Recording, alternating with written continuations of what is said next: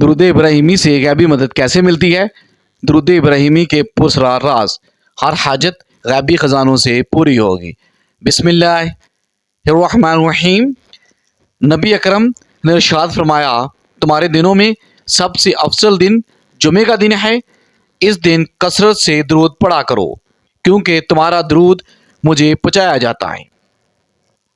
ایک اور حدیث میں ہے کہ نبی اکرم صلی اللہ علیہ وآلہ وسلم نے ارشاد فرمایا، جمعہ کے دن اور جمعے کی رات کثرت سے درود پڑھا کرو، جو ایسا کرے گا تو میں قیامت کے دن اس کی شفاعت کروں گا۔ سیدنا عبداللہ بن مسعود سے مروی ہے کہ رسول کریم صلی اللہ علیہ وآلہ وسلم نے ارشاد فرمایا، قیامت کے دن سب سے زیادہ مجھ سے قریب وہ لوگ ہوں گے جو سب سے زیادہ مجھ پر درود بھیجتے ہیں۔ ایک سائل حضرت علی کے پاس آیا اور عرض کیا کہ مجھے کچھ دے دیجئے، میں تنگ دست ہوں۔ حضرت علی کے پاس اس وقت دینے کے لیے کوئی چیز نہ تھی۔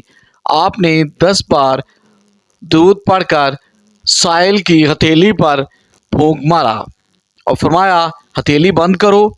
سائل نے باہر جا کر جب ہتھیلی کھولی تو سونے کے دیناروں سے بھری پڑی تھی۔ سیدنا ابو ہریرہ کہتے ہیں کہ رسول اکرم صلی اللہ علیہ وآلہ وسلم نے فرمایا، میری قبر کو عبادت گاہ نہ بناؤ، مجھ پر درود بھیجو، بلا شبہ تمہارا درود مجھ تک پہنچتا ہے، چاہے تم یہاں رہو۔ سیدنا علی ابن طالب سے روایت ہے کہ رسول کریم صلی اللہ علیہ وسلم نے فرمایا، حقیقی معنوں میں بخیل وہ شخص ہے جس کے پاس میرے نام کا تذکرہ ہو لیکن اس نے مجھ پر درود نہیں بھیجا۔ حضرت عبداللہ بن مسعود سے روایت ہے کہ رسول کریم صلی اللہ علیہ وآلہ وسلم نے فرمایا، جو شخص مجھ پر بکثرت درود شریف پڑھتا ہے، قیامت کے روز وہ سب سے زیادہ میرے قریب ہوگا۔ حضرت ابو بکر صدیق رضی اللہ تعالیٰ عنہ نے فرمایا کہ نبی کریم صلی اللہ علیہ وآلہ وسلم پر درود پڑھنا گناہوں کو یوں مٹا دیتا ہے جیسے پانی آگ کو بجھا دیتا ہے۔ حضور پر سلام بھیجنا اللہ تعالیٰ کی رضا کے لیے غلام آزاد کرنے سے افضل ہے۔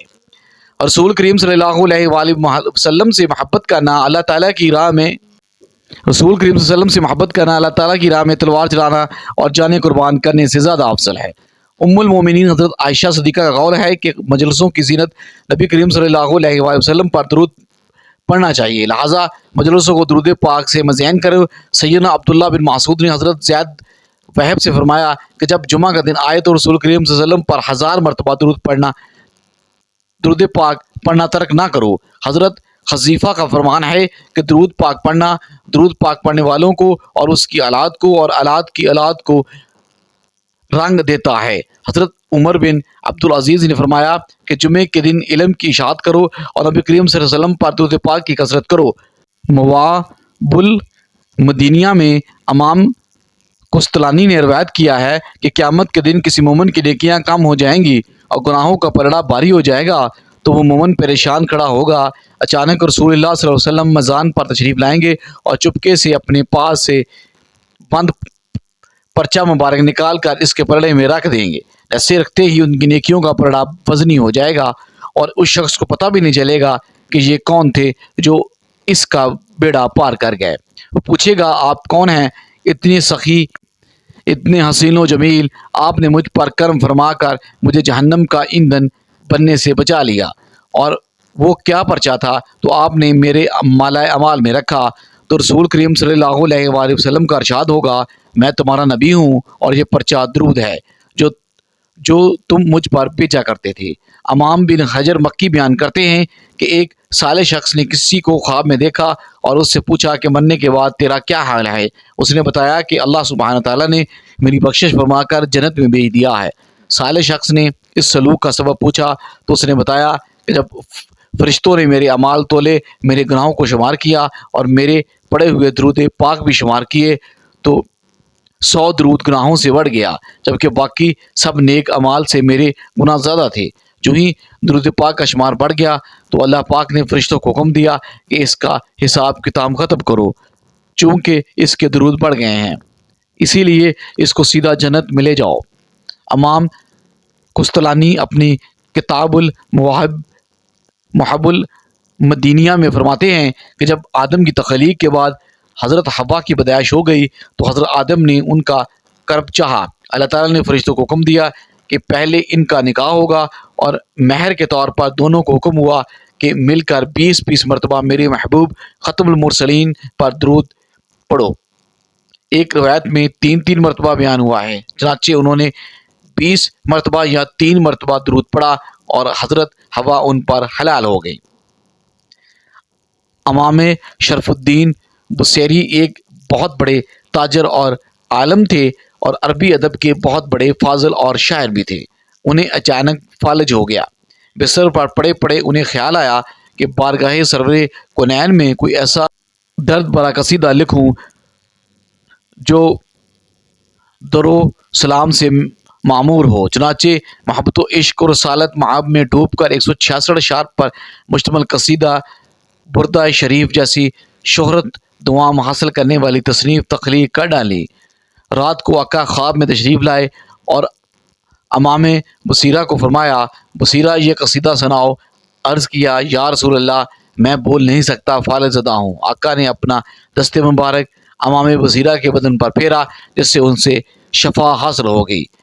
پس امام بصیرہ نے قصیدہ سنایا۔ قصیدہ سن کر آپ کمال مسرت و خوشی سے دائیں بائیں جھوم رہے تھے۔ ایک روایت میں یہ بھی ہے کہ حالت خواب میں امام بصیرہ کو آپ نے چادر عطا فرمائی، اسی وجہ سے اس کا نام بردہ پڑ گیا۔ امام بصیری صبح اٹھے تو فالج ختم ہو چکا تھا۔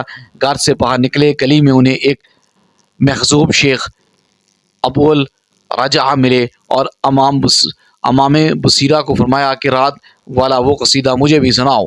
امام بصیرہ یہ سن کر حیران زدہ رہ گئے اور پوچھا، آپ کو یہ کیسے معلوم ہوا؟ تو انہوں نے کہا، جب اسے حضور نبی کریم صلی اللہ علیہ وسلم سن کر خوشی سے جھوم رہے تھے تو میں بھی دور کھڑا سن رہا تھا۔ قارئین کرام، میرے مضمون کا مقصد واضح ہے۔ آج کل کے یہ حالات دیکھ کر دل خون کے آنسو ہوتا ہے۔ ان حالات کی درستگی ہمارے اعمال کی دنیا درست کرنے میں موقوف ہے۔ چلو آج ہی سے عہد کر لیں کہ چلتے پھرتے دن رات درود شریف کا ورد کرتے رہیں گے۔ آج کی ویڈیو کا آغاز اللہ کے نام سے نبی کریم صلی اللہ علیہ وآلہ وسلم پر درود و سلام بھیجتے ہوئے کرتے ہیں۔ آج کی یہ ویڈیو بھی درود و سلام کی برکات کے حوالے سے ہے، جس کو سننے کے بعد انشاءاللہ آپ کو درود پاک سے مزید رغبت پیدا ہوگی اور یقین بڑھ جائے گا۔ ہمارا یقین ہے کہ اس ویڈیو کو سننے کے بعد آپ انشاءاللہ اللہ تعالیٰ پہلے سے زیادہ درود پاک پڑھنا شروع کر دیں گے۔ محترم ناظرین، ایک نیک بزرگ اپنا واقعہ اس طرح بیان کرتے ہیں کہ میں 5-6 سال کا تھا جب میری والدہ کا انتقال ہو گیا اور ہم ہندوستان کے صوبہ بہار میں رہتے تھے۔ یہاں والدہ کی وفات کے بعد والد صاحب نے دوسری شادی کر لی اور ہماری سوتیلی ماں ہم بہن بھائیوں پر بہت ظلم کرتی تھی۔ گھر کا سارا کام بھی ہم سے کرواتی تھی، کھانے پینے پر بھی پابندی عائد تھی، جو بچا کچا تھا بس ہمیں دے دیا جاتا تھا، ہم وہ کھانا کھاتے، اور جب ہمارے سوتیلے ہوئے تو یہ ظلم اور بڑھ گیا۔ کہتے ہیں کہ ہماری سوتیلی ماں پیشاب کے کپڑے تک ہم سے دلواتی اور خود چارپائی پر بیٹھی رہتی، گندے کپڑے بھی ہم سے دلواتی۔ ہمارے والد صاحب نے بھی ہمارے پر کوئی خاص توجہ نہ دی، وہ ہماری سوتیلی ماں سے ڈرتے تھے، اور سوتیلی ماں جب اپنے گھر جاتی تو ابا ہمیں پیار بھی کرتے، جیب خرچی بھی دیتے، ہمارا خیال بھی رکھتے، تو وہ دن ہمارے لیے عید کے دن ہوتے تھے جب والد صاحب ہم سے محبت سے پیش آتے اور ہم سب بہن بھائی دعا کرتے کہ ہماری امی وہی رہے، گھر واپس نہ آئے۔ کہتے ہیں کہ جیسا کر کے ہمارے حالات اسی طرح گزرتے رہے۔ ایک دن میری امی نے میرے چھوٹے بہن کو کسی بات پر بہت مارا۔ میں نے ابو سے شکایت کی تو میری والدہ نے ابو کے گھر سے جاتے ہی مجھ سے یوں بدلا لیا۔ کہتے ہیں کہ میں اس بات سے اتنا دل برداشتہ ہوا، اتنا دکھی ہوا کہ گھر سے بھاگ گیا، اور اس وقت میری عمر 10 سال کے قریب تھی۔ گھر سے بھاگ کر ایک ریلوے اسٹیشن آیا اور ایک ٹرین میں بیٹھ گیا۔ کئی گھنٹوں کا سفر کر کے ایک اسٹیشن پر اتر گیا۔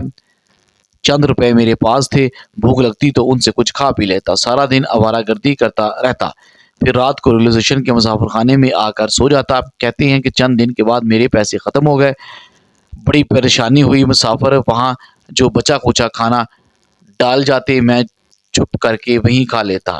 ایک دن بہت بھوک لگی، سارا ریلوے اسٹیشن چھان مارا مگر کہیں سے سوکھی روٹی کا ٹکڑا تک نہ ملا۔ वहीं प्लेटफार्म पर बैठकर मैंने डाल होकर रोने लगा। भूख की शिद्दत बहुत ज़्यादा थी और आज अपनी माँ की बहुत शिद्दत याद आ रही थी कि वो हमें बेसहारा छोड़कर इस दुनिया से चली गई। बहन भाई याद आ रहे थे, न जाने सौतेली माँ उनके साथ क्या सलूक करती होगी। कहते हैं कि मैंने दुआ की कि काश जो इतनी दौलत मिल जाए कि मैं एक अलग मकाम लेकर अपने पास बहन भाइयों को रख लूँ और उनको अच्छे तरीके से पालूँ। कहते हैं कि बच्चा कई दिनों से भूखा है, हम बाद में खा लेंगे, इसे खाना दे दो। कहते हैं कि मैंने जल्दी जल्दी सारा खाना ख़त्म किया तो उन्होंने मुझे पानी दिया। मैंने पानी पिया तो उन्होंने कहा, बैठो, खाना खाकर अल्लाह का शुक्र अदा करो। हम ये नहीं कहते कि हमारा शुक्र अदा करो, क्योंकि रिज़्क जिसके नाम का है उसको मिलता है, लेकिन बेटा जिस मालिक ने खाना खिलाया है उसका शुक्र अदा करना चाहिए। इनके प्यार भरे लफ्ज़ सुनकर मुझे शर्मिंदगी और नदावत हुई और मैंने रोने लगा। उन्होंने मेरे सर पे हाथ रखा और तसल्ली दी और कहने लगे, तुम कौन हो, यहाँ क्या कर रहे हो, तुम्हारे वालिद साहब कहाँ हैं, वो क्या काम करते हैं। वो कहते हैं कि जब मैंने उनकी मोहब्बत भरी गुफ्तगू सुनी, उनकी शफ़क़त देखी तो मैं बहुत परेशान हुआ।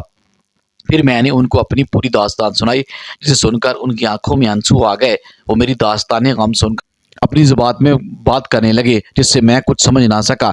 कुछ देर बाद वो शख्स बूढ़ा था, वो कहने लगा, आपके सब मसाइल हल हो जाएंगे, लेकिन हमारी एक शर्त है, आपको वो शर्त पूरी करनी चाहिए तो हम आपकी मदद करेंगे। कहती हैं कि मैं फ़ौरन तैयार हो गया कि मुझे आपकी सारी शर्तें मंजूर हैं, चाहे वो कुछ भी क्यों ना हो।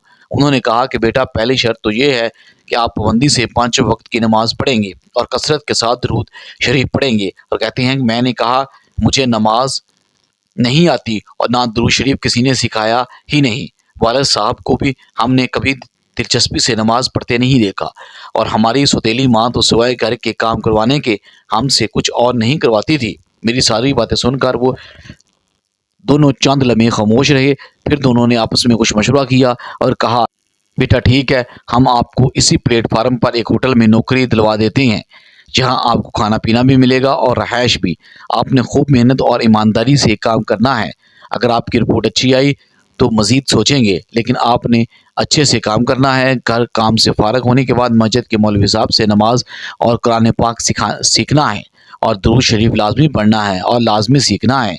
और फिर उन्होंने पूछा कि आपको सल्लल्लाहु अलैहि वसल्लम भी नहीं आता, लेकिन यानी कि आप इतना भी नहीं पढ़ सकते, सल्ले अला वसल्ले मुहम्मदिन। मैंने शर्मिंदगी से सर झुका लिया तो उन्होंने बार बार मुझसे बार बार करवाया कि कहो सल्लल्लाहु अलैहि वसल्लम। मुझे उन्होंने याद करवा दिया और मुझे कहा कि आपने उठते बैठते चलते फिरते सोते जागते कसरत से पढ़ना है, सल्लल्लाहु अलैहि वसल्लम। इसके बाद उन्होंने बोला कि चलो हम आपको काम पर लगवा देते हैं। वो मुझे एक होटल में ले गए, वहाँ उन्होंने मुझे काम पर लगवाया। यहाँ से मैंने खाना लेकर खाया करता था जब मेरे पास पैसा हुआ करते थे। मैंने देखा कि होटल का सारा अमला उनका बेहद एहतराम कर रहा है। उन्होंने एक शख्स से बात की जो इंतज़ामिया में था, उसने मेरी तरफ देखते हुए गर्दन हिलाई और इस तरह मैं होटल मुलाजिम हो गया। मेरे मोहसिन की हदायत पर दुरूद शरीफ कसरत से पढ़ने लगा, नमाज़ पढ़ना भी सीख ली और नमाज़ पढ़ना भी शुरू कर दिया। तकरीबन 76 साल मुलाजमत करते हुए गुजर गए। मुझे पता ही नहीं चला कि ये होटल तो मेरे मोहसिन का है। उन्होंने मुझे यहाँ मुलाजमत पे रखवाया था। यही नहीं बल्कि कई जगहों पर उनके होटल हैं, मुसाफिर खाने हैं और साल में 1-2 दफ़ा आते हैं और मेरी जो भी रिपोर्ट होती है वो भी सुनते हैं और बड़ी मोहब्बत से पेश आते हैं। एक दफ़ा मिलने आए तो कहने लगे, बेटा मुझे आपसे एक काम है, करोगे। मैंने उनसे कहा कि आप मेरे मोहसिन हैं, आपने मुझे इतना कुछ दिया है, आप हुक्म करें, मैं हाज़िर हूँ। उन्होंने कहा कि मेरी एक भतीजी है जिसके साथ हमने पहली दफ़ा मिलकर प्लेटफार्म पर खाना खाया था। वो मेरे छोटे भाई हैं, उनकी बेटी अब जवान हो चुकी है। आप भी माशाल्लाह आप जवान हो। मैं चाहता हूँ कि आपकी शादी उनकी बेटी से करवा दूँ, अगर आप हामी भरें। मैंने जवाब दिया, अगर आपकी ख्वाहिश है तो मैं हाज़िर हूँ। फिर उन्होंने सादगी के साथ पुरवकार तरीके से मेरा निकाह कर दिया। मैं बहुत खुश हुआ और समझता हूँ कि सब कुछ दुरूद पाक की बरकत से है और मेरे मुहसिन की दुआओं का नतीजा है। अल्लाह ताला उन्हें जन्नतुल फिरदौस में आला तरीन मकाम अता फरमाए, आमीन। ये सब दुरूद शरीफ की बरकत है कि दुरूद इंसान को फर्श से उठाकर अर्श तक पहुँचा देता है। कहाँ खाने का कुछ नहीं था, घर से भागे हुए थे और कहाँ दुरूद शरीफ सल्लल्लाहु अलैहि वसल्लम पढ़ना शुरू किया तो खाना भी मिला, रिस्क भी मिला, बरकत भी मिली, रहने की जगह भी मिली, शादी भी हुई, जान की हिफाजत भी रही, सलामती भी मिली, इज़्ज़त भी मिली और सब कुछ मिला जो दुरूद शरीफ कसरत से पढ़ें। इसलिए हम भी आप सल्लल्लाहु अलैहि वसल्लम की शफाअत भी मिलेगी انشاءاللہ اللہ تعالیٰ سے دعا ہے کہ اللہ پاک ہم سب کو کثرت سے درود شریف پڑھنے کی توفیق عطا فرمائے، آمین ثم آمین۔ ناظرین کامنٹ باکس میں اللہ تعالیٰ کے 99 ناموں میں سے ایک نام ضرور لکھے، آمین۔